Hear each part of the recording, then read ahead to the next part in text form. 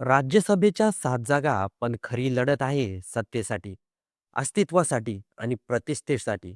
कोण जाणार दिल्लीला? कोणाचा गेम होणार? आणि एका ज्येष्ठ नेत्याच्या संसदेतील अस्तित्वच धोक्यात येणार का?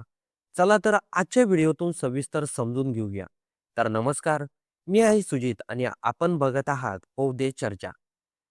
16 मार्चला राज्यसभेच्या 7 जागांसाठी मतदान होणार आहे.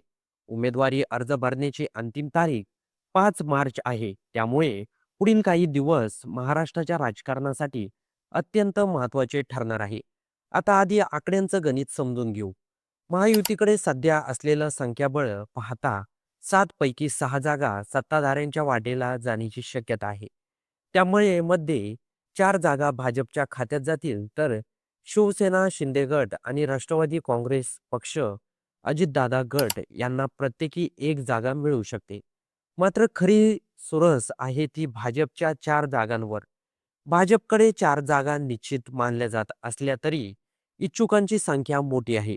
भाजपच्या प्रदेश कोर कमिटीने तब्बल 25 संभाव्य नावाची यादी तयार केली आहे.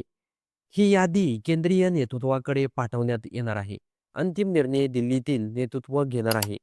या यादीत अनेक दिग्गजांची नावं आहेत.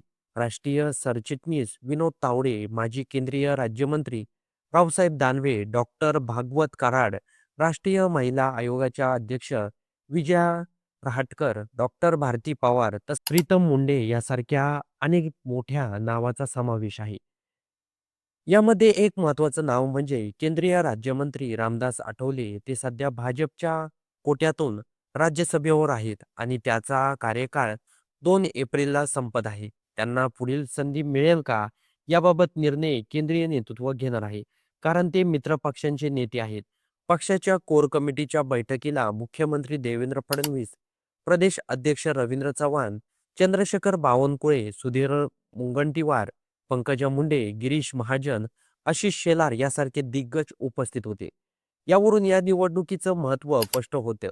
आता दुसरीकडे पाहूया, राष्ट्रवादी काँग्रेसने राज्यसभेसाठी पार्थ पवार यांची उमेदवारी जाहीर केली आहे. ही घोषणा पक्षाचे कार्यकारी अध्यक्ष प्रफुल्ल पटेल यांनी केली.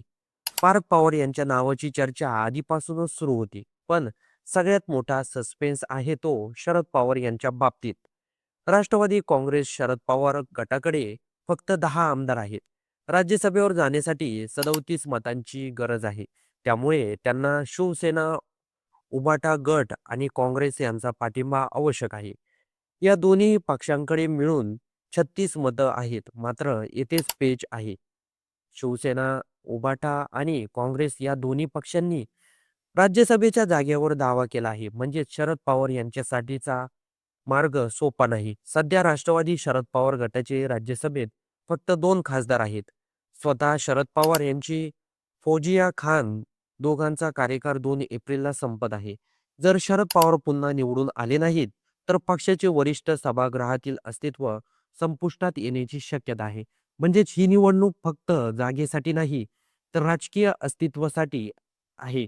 भाजपमध्ये इच्छुकांची मोठी रांग आहे. पक्ष मित्रपक्षांमध्ये समन्वयाचं आव्हान आणि विरोधी पक्षात अस्तित्वाची लढाई आहे.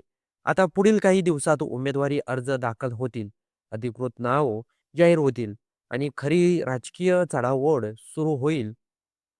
सुनेत्रा पवार यांची पक्षाच्या राष्ट्रीय अध्यक्षपदी निवड करण्यात आली. सुनेत्रा पवार यांची निवड एकमुखाने करण्यात आली आहे.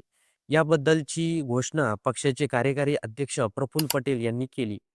पटेल यांनी पार्थ पवार यांच्या नावाची घोषणा राज्यसभेचे उमेदवार म्हणून केली. पार्थ पवार राज्यसभेवर जाणार असल्याची चर्चा गेल्या काही दिवसापासून सुरू होती. शरद पवार हे गेल्या काही दिवसापासून आजारी आहे. त्यामुळे सर्वांचं लक्ष शरद पवार यांच्याकडे लागून आहे. शरद पवार हे राज्यसभेवर जातात की भाजप आणखी काही नवीन खेळ खेळते, हे देखील बघणं गरजेचं ठरणार आहे.